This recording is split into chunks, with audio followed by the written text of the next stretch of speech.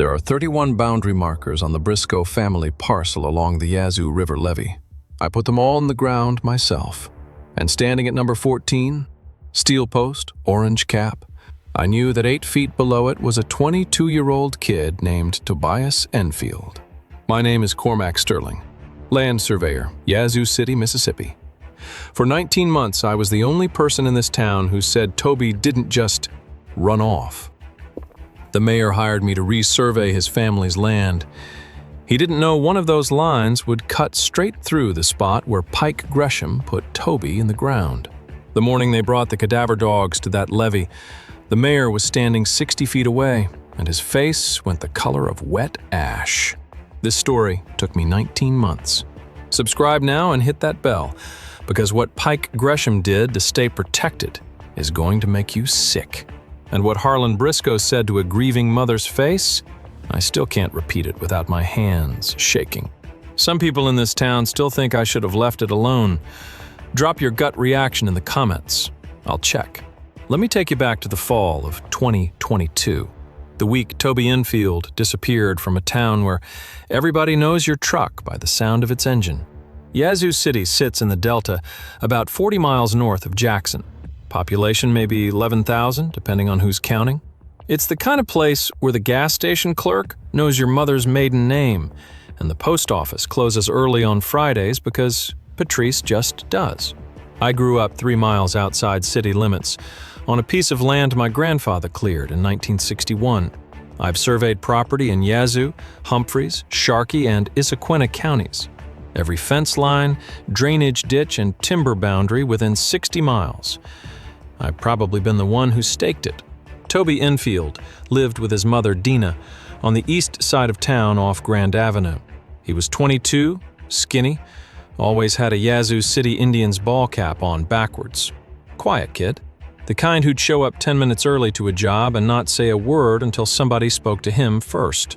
He guided duck hunts and managed deer stands for Pike Gresham's outfit, Gresham Outdoor Services, which ran leases on maybe 14,000 acres across 4 counties. Big operation. Brought in hunters from Memphis, Birmingham, Dallas.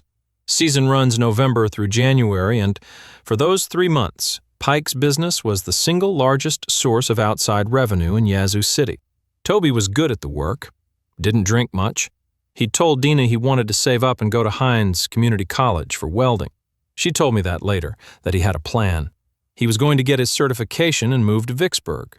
He had a number in his head, $12,000. That's what he said he needed. He kept a tally on a piece of notebook paper taped inside his closet door. Dina showed it to me months later. His handwriting was small and careful. Every deposit, every odd job, every $40 from hanging drywall. He was at $9,600 when he disappeared. He once told Dina something that stuck with me. He said the north section of Pike's lease property always smelled different after rain. Heavy, sharp, not the way bottomland usually smells. She didn't think anything of it at the time. Neither did I when she told me. Dina also told me that Toby had started asking questions at work. Small things. He'd asked one of the other guides why certain feeders were placed inside the wildlife management boundary instead of outside it. The guide told him to stop asking. Toby mentioned it to Dina once. She remembered because he said, "Mama, I don't think Pike is doing everything right out there." She told him to keep his head down and keep saving. That's what she told him.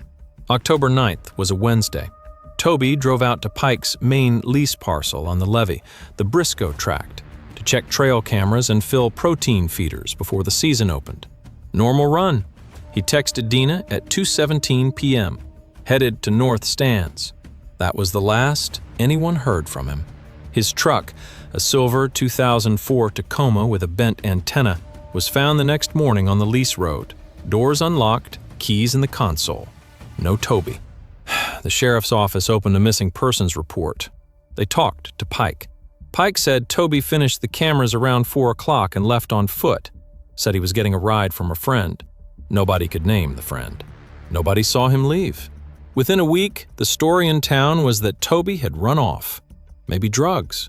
Maybe a girl in Jackson. Maybe just gone. Kids do that. That was the line. Silence has a sound in a town that small. And here's what I didn't understand at the time. I didn't understand why Dina Enfield, who I'd known since she served me catfish at the VFW fish fry for 10 years, came to my porch on October 21st and said, "Cormac, they're not looking for him. Nobody is looking for my son." I should have paid closer attention to the way she said nobody. Not angry, just certain. So, March of this year, about 5 months after that morning with the cadaver dogs. I'm sitting in the parking lot of the Yazoo County Courthouse with the engine off, drinking a gas station coffee that's been cold for 20 minutes. The lot was almost empty. A mockingbird was going at it in the crepe myrtle by the handicap sign, just screaming at nothing the way they do. My lower back was stiff from the drive, and I had one hand on the steering wheel just to have something to hold.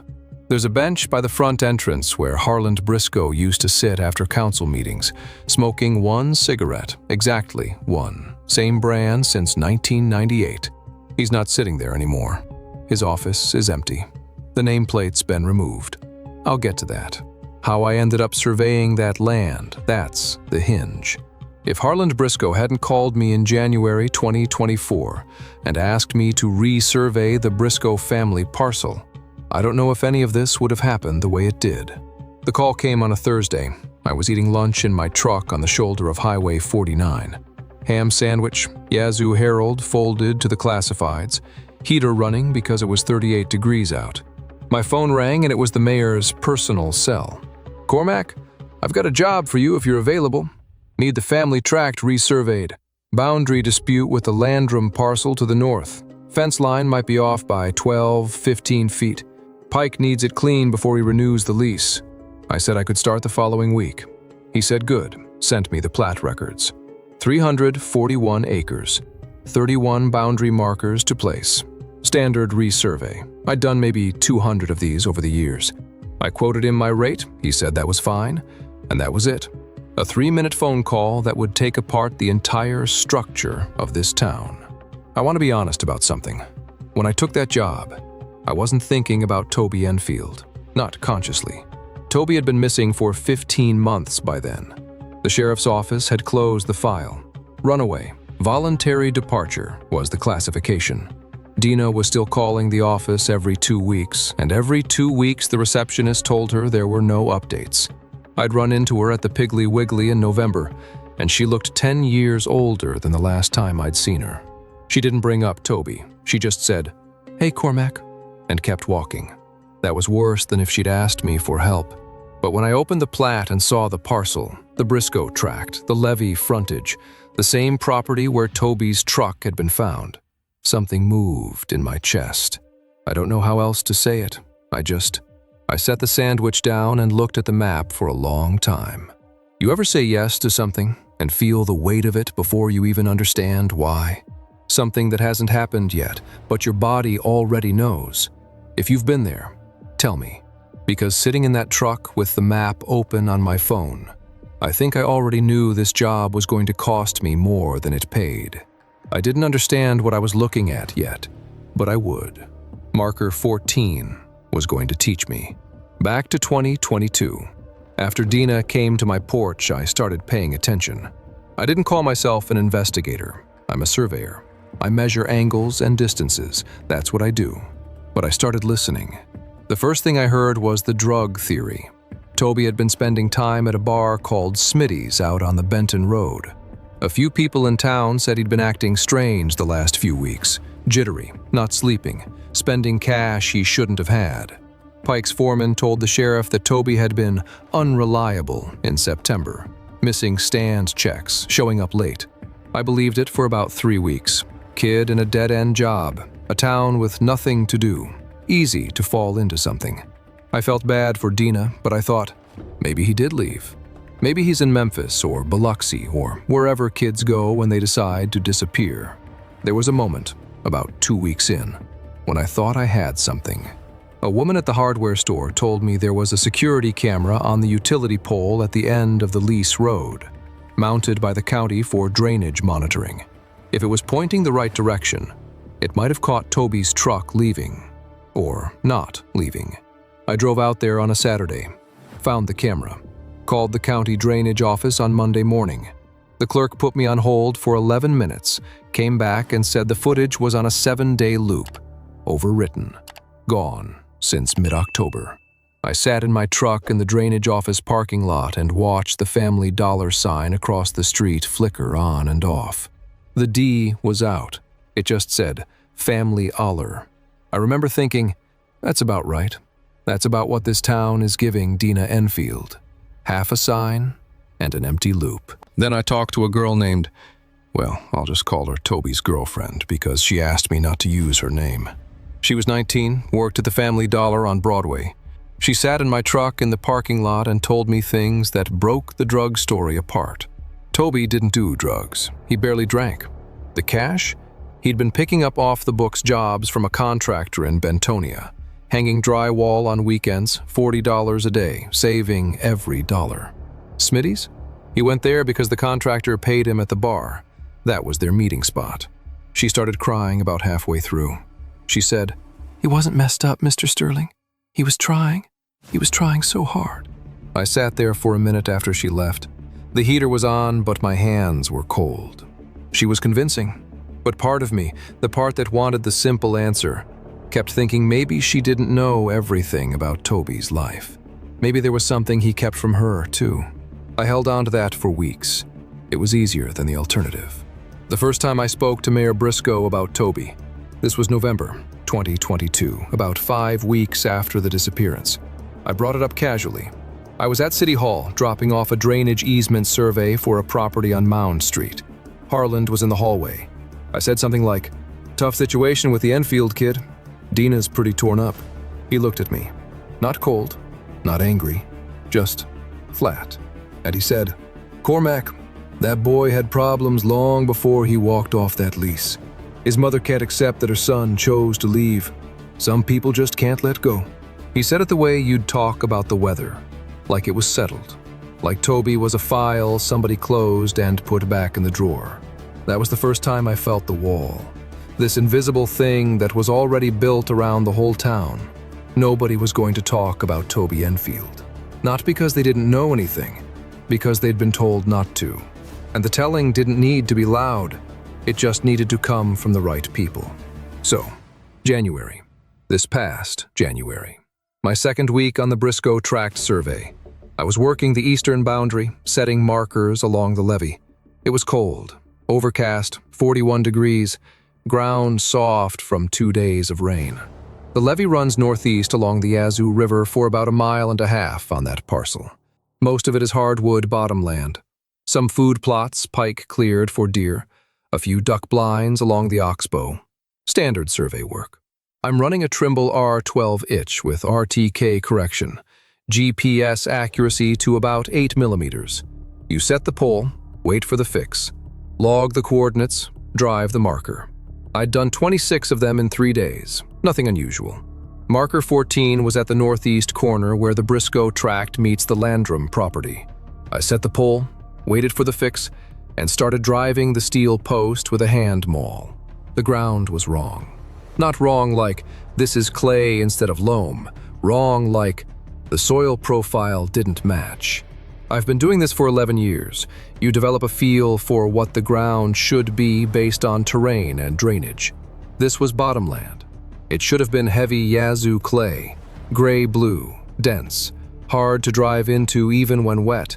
What I hit was loose fill, sandy, mixed, like someone had excavated and backfilled. I stopped. I thought, utility line, old fence post hole.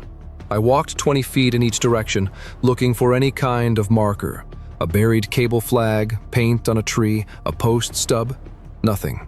No utility easement on the plat either. I checked. I pulled the post. Drove it again 6 inches to the left. Same thing. The loose fill extended at least 3 feet in every direction from where I was standing. I stood there for a while.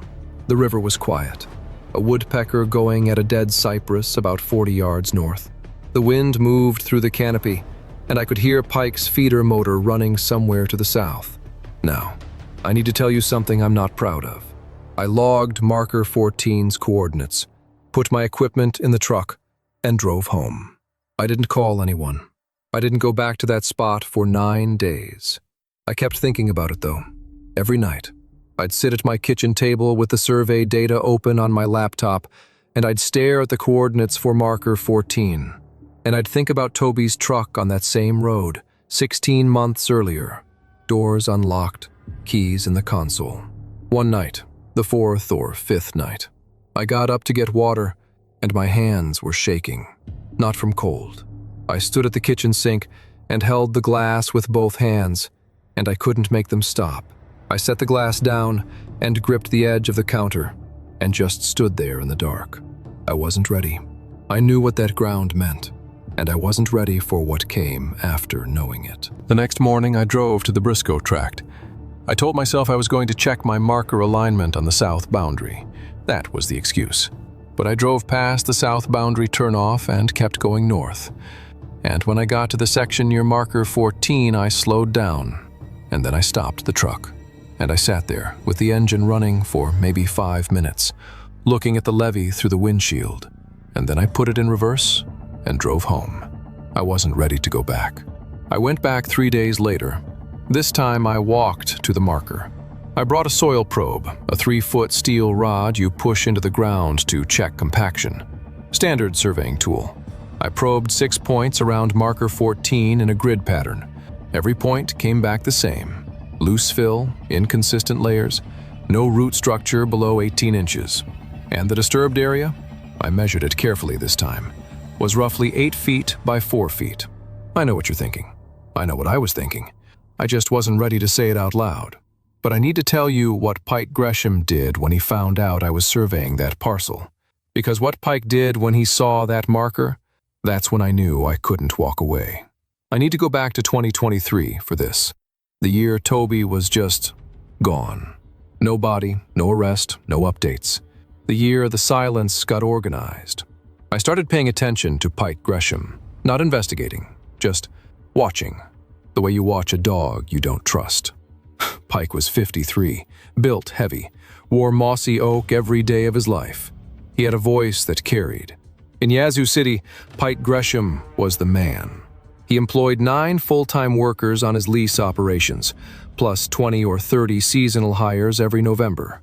The hunters he brought in stayed at local motels, ate at local restaurants, bought gas, bought ammunition, bought licenses. The Chamber of Commerce estimated his operations brought $600,000 into the county every season. The mayor gave him a plaque for it.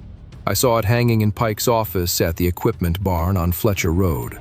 In recognition of outstanding contribution to Yazoo City commerce, presented by Mayor Harland Briscoe, 2019.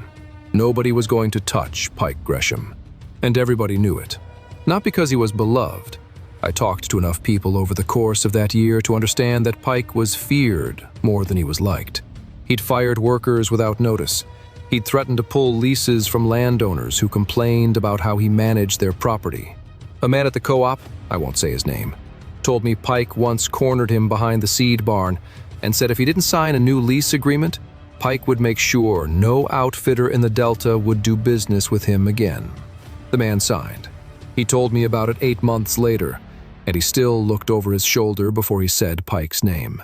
There was a woman at the grocery store, Mrs. Rayburn, everybody called her, who used to organize the church potluck every October. She sat next to Dina every Sunday for 15 years. After Toby disappeared, she switched pews. Didn't say a word about it. Just showed up one Sunday and sat on the other side of the sanctuary. Dina noticed. Everybody noticed. Nobody said anything. That's how Pike operated. He didn't charm people, he cornered them. And because his operation was the economic engine of hunting season, every business owner, every council member, and every landowner in the county had a reason to look the other way. The silence wasn't passive. It was maintained. Here's what I learned in March 2023. There were rumors about Pike and Toby. People whispered that Pike owed Toby money, back wages, maybe $2,000 or $3,000 from the previous season. Some people said Toby confronted him about it. Others said it was about a woman, a hunter's wife who'd come down from Memphis. The stories didn't line up, but they all pointed the same direction. Pike and Toby had a personal problem. and Pike solved it the way Pike solved everything. I believed this for months. I thought I understood what had happened. A debt, an argument, a man with a temper and no witnesses. It was ugly, and it was simple, and it was wrong. But I didn't know that yet. Toby Enfield wasn't the first worker to have trouble with Pike. A kid who'd guided hunts for Pike in 2019 told me, and I'm going to call him the former guide because he's still in the area. He told me that Pike had grabbed him by the collar in a duck blind and slammed him against the wall of the blind because the kid had set decoys in the wrong pattern. Grabbed him hard enough to leave bruises on his neck. The kid quit the next day. Told nobody. He told me that when I asked him if Pike was ever physical with workers, and his face changed. He said, "Mr. Sterling, everybody who worked for Pike knew the rules. You don't argue, you don't talk back, and you don't tell anybody what happens on his property." I want to ask you something. If you lived in a town where one man's business kept the lights on for half the county, and that man might have done something unforgivable, would you speak up, knowing your neighbors would turn on you? Let me know in the comments. The second time Harland Briscoe spoke to me about this, June 2023. I'd been asking around for 8 months by then. He didn't use that flat voice anymore. He called me at my office, not City Hall, my home office. Said he'd heard I was stirring up trouble about the Enfield boy, and that it was making people uncomfortable.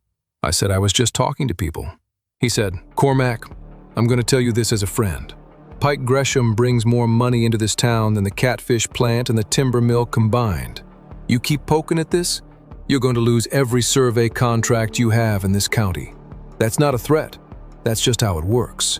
He hung up, didn't say goodbye, didn't give me a chance to respond. And he was right. Within 3 weeks, 2 property owners called to cancel scheduled surveys. One of them, a woman whose land I'd surveyed 3 times before, said, "I'm sorry, Cormac, but I just can't be associated with this right now." She didn't even say what this was. She didn't have to. February 2024, 3 weeks after I found the anomaly at marker 14, I made a decision. I sat with it for 9 days before I went back to the site, and I sat with it for another 11 days after I went back and confirmed what I already knew.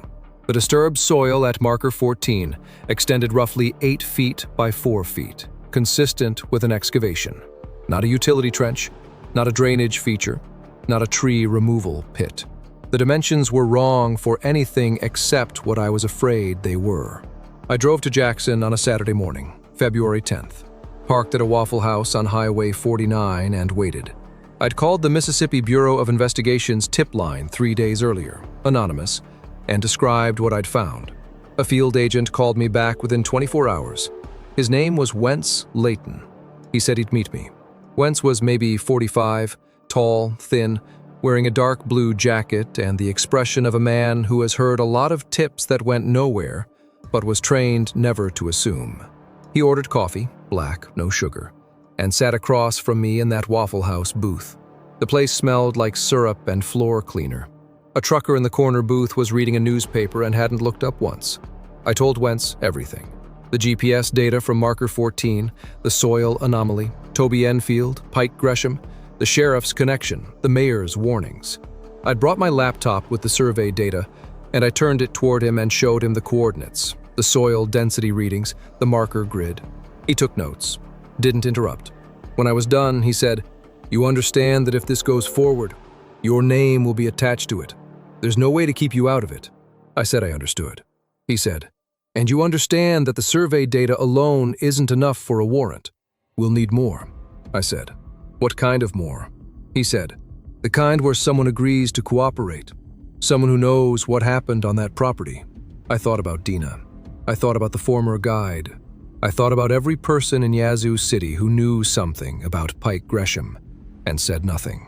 Then Wentz said something that changed the math. He said, "I should tell you, I looked into the original missing persons case before I drove down here. The sheriff's office never requested cell tower records. I followed up on that. In November 2022, a state-level review of rural missing persons cases flagged the Enfield file for follow-up. The sheriff's office responded that the case had been resolved, voluntary departure. That response blocked the state review. I stared at him. Blocked it? The response was sufficient to close the state flag. No further action was taken. That wasn't just a lazy sheriff. That was a door somebody shut on purpose. Wentz paused. Then he said something else. "Mr. Sterling, one more thing. Pike Gresham's lease on the Briscoe tract comes up for renewal in April. If that lease renews, and he brings equipment in for site prep, grading, clearing, drainage work, anything in the northeast section could be disturbed. Permanently. April. That was 7 weeks away.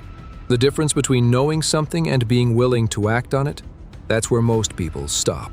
Subscribe and stay with me here, because what I did next is the thing I still think about at 3 in the morning. This is where the two timelines meet, past and present. What happened in 2022 and what was happening in 2024. They crashed into each other on a Tuesday in late February. I went to see Dina Enfield. I hadn't talked to her in about 4 months. She'd been calling the sheriff's office less. Not because she'd given up, but because she'd run out of energy to be told the same nothing. She was working double shifts at the catfish plant just to keep the house. I sat in her kitchen. Yellow linoleum, a refrigerator covered in magnets, Yazoo Indian's schedule, a photo of Toby at his 8th grade graduation, a coupon for Piggly Wiggly that had expired in September. I told her what I'd found at Marker 14. I told her about the soil anomaly. I told her about Agent Layton. She didn't cry. She didn't speak for a few seconds. Then she said, "Do you want some coffee?" and stood up and walked to the counter and put her hand on the pot but didn't pour. She just stood there with her back to me. One hand on the coffee pot, the other pressed flat against the counter. Her shoulders were moving, but she wasn't making any sound. Then she turned around and her face was wet and she said, "I knew it. I knew he didn't leave." I said, "Dina, the MBI needs someone to cooperate. Someone who can put Toby on that property that day with more than just a text message and an empty truck. Someone who saw something or heard something." She looked at me. "You mean someone from this town?" "Yes." She sat back down, pressed both palms flat on the table and held them there, steadying herself. Then she started thinking. She said, "What about Calvin Reed? He was checking his cattle fence that week. His property backs up to the levee." I felt something open in my chest. She said, "Or Marie Goss. She used to clean Pike's equipment barn. She might have seen—" She stopped. "Calvin moved to Greenville in 2023. And Marie—" She trailed off. "Marie is Pike's cousin." She went through 3 more names. Each one had a reason. Moved, died, connected, afraid. "Cormac, nobody in this town is going to talk." "I know." "They'd rather let my son rot in that levee than lose their hunting leases." I didn't have an answer. She was right. But here's what I didn't know. While I was sitting in Dina's kitchen, Pike Gresham was at the Briscoe tract. The survey crew I'd hired to assist with the final markers, 2 guys from Vicksburg, told me later that Pike showed up in his black F250 at about 2 o'clock, got out, and walked the levee. He stopped at the northeast corner, at Marker 14. He stood there for a long time, they said, just looking at the steel post with the orange cap. Then he pulled out his phone and called someone. The former guide, the kid Pike had roughed up in 2019, called me that night. He said, "Mr. Sterling, something's happening. Pike called my uncle today and asked if anyone had been messing around on the North Levee section. My uncle said just the survey crew. Pike asked how many markers they set up there. My uncle said he didn't know." I said, "Why are you telling me this?" He said, "Because Pike sounded scared, and I've never heard Pike Gresham sound scared about anything." 2 days later, Pike found me. I was loading equipment into my truck at the gas station on Highway 49, the Chevron near the overpass. He pulled his F250 in next to me, got out and walked over. Didn't rush, hands in his pockets. He had that half smile, the kind that doesn't reach anywhere near his eyes. He said, "Cormac, I hear you've been real thorough out on the Briscoe tract." I said, "That's the job." He leaned against my tailgate. "You know what you are, Cormac? You're a guy with a tripod and a GPS unit. That's it. You measure dirt for a living. And right now you're measuring dirt that isn't yours, on land that isn't yours, in a situation you don't understand." He shrugged.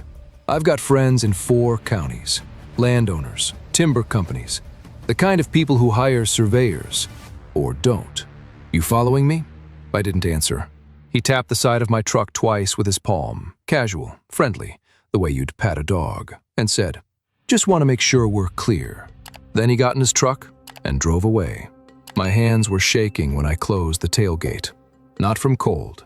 Would you have trusted a man you'd known for 3 weeks with 19 months of your life's work? Because that's what I did with Wentz Layton. I handed him everything. The data, the coordinates, the names, and then I went home and waited. My hands didn't stop shaking until March 5th. March 5th, 2024. 7:40 in the morning. Wentz Layton had spent 3 weeks building a case. He'd pulled Toby's cell tower records from October 2022. The phone pinged a tower on the Briscoe tract at 3:48 p.m. and never pinged again. He'd subpoenaed Pike's phone records from the same day.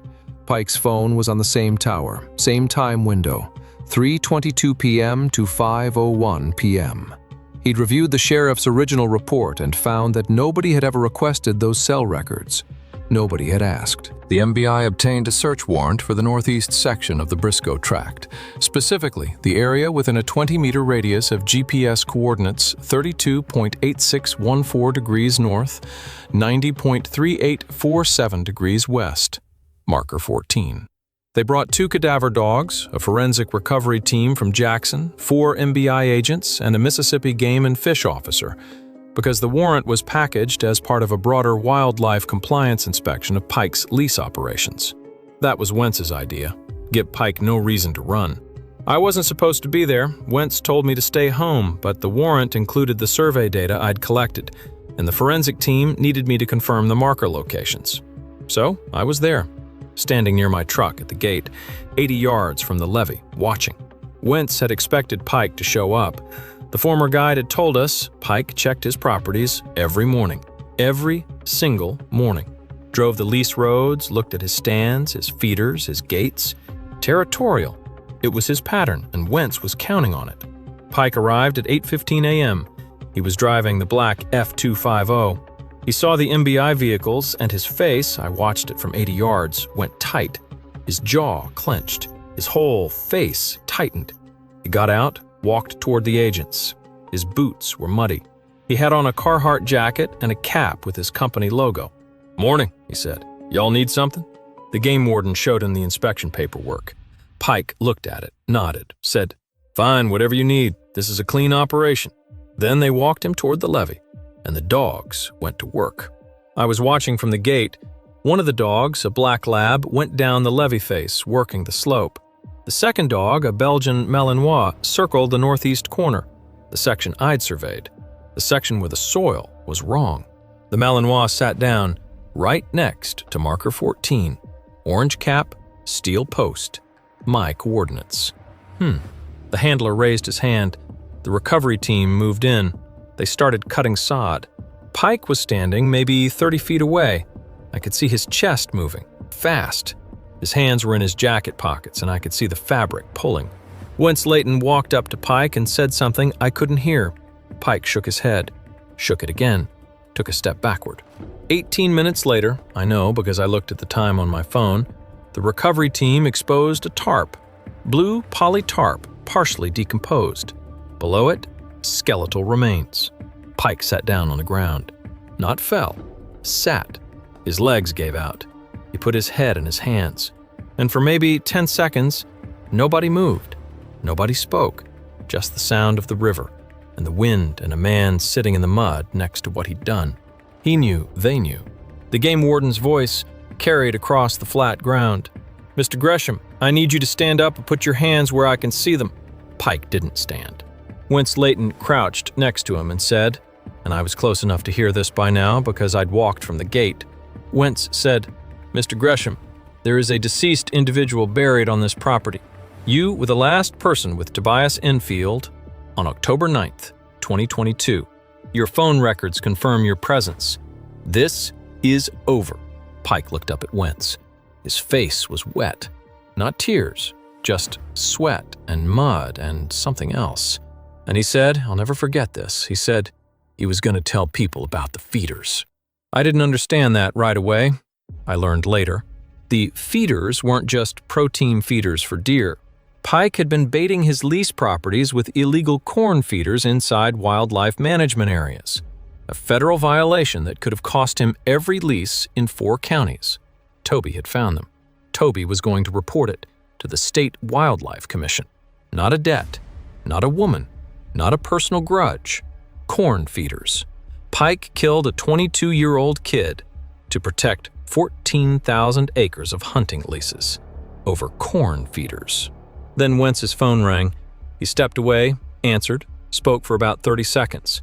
When he came back, he looked at me and said, "The sheriff is on his way, and so is the mayor." Harlan Briscoe arrived 22 minutes later. Gray sedan. He parked behind the MBI vehicles and got out slowly. He was wearing khakis and his town council windbreaker, the same windbreaker he wore to ribbon-cutting ceremonies and 4th of July parades. He walked toward the crime scene tape and stopped. He saw me. He saw the recovery team. He saw Pike sitting in the mud with his hands cuffed behind his back. And then Wentz Layton walked over to him with a second set of documents. "Mayor Briscoe, the search warrant covers the entirety of the Briscoe family parcel. This property is registered to the Briscoe Family Trust, of which you are the trustee. We have reason to believe you were aware of the burial on this property and failed to report it. We're going to need you to come with us." Harlan Briscoe's mouth opened, closed, opened again. He said, I don't know what your property, your lease, your tenant.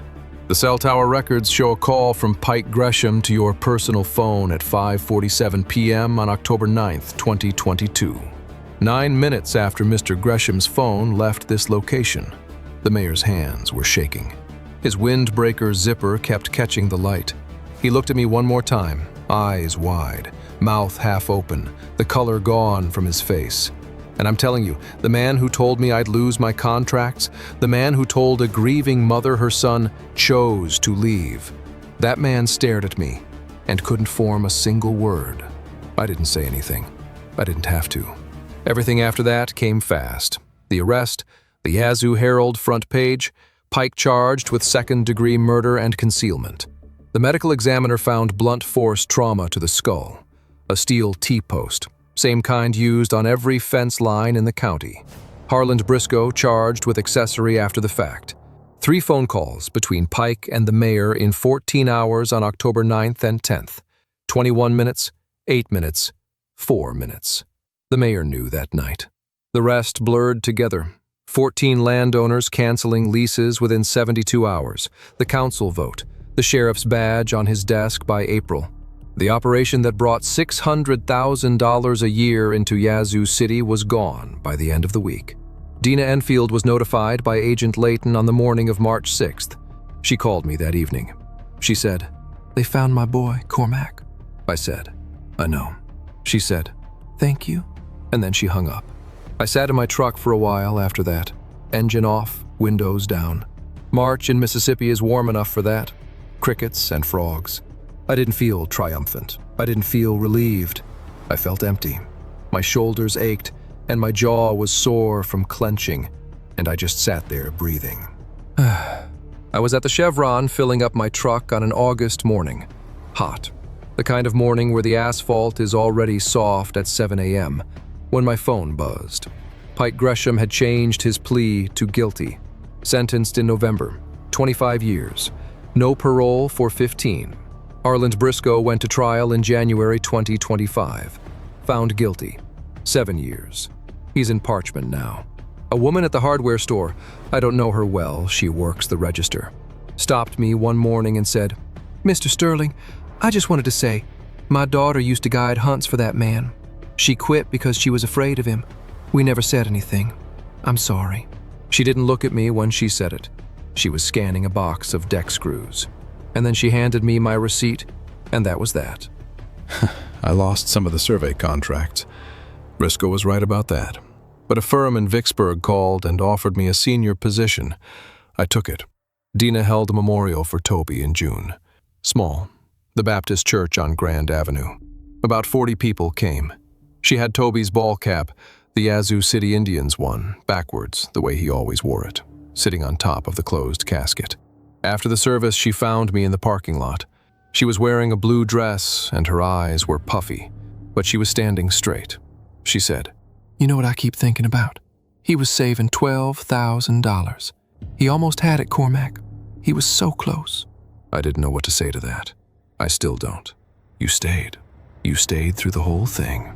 And I need you to know, telling this story is the hardest thing I've done since standing at that gate on March 5th, watching them bring my coordinates to life in the worst possible way.